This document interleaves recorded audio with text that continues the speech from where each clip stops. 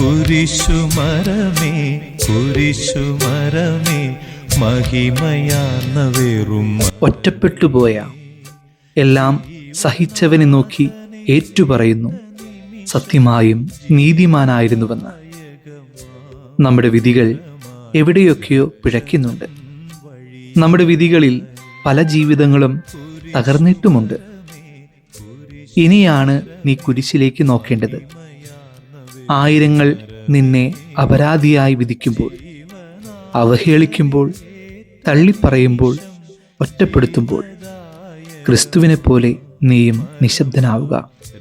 കാരണം നീതി വെളിപ്പെടുക നിശബ്ദതയിലാണ്. കുരിശുമരമേ കുരിശുമരമേ മഹിമയാർന്ന വെറും മരമേ ജീവനാഥനേ.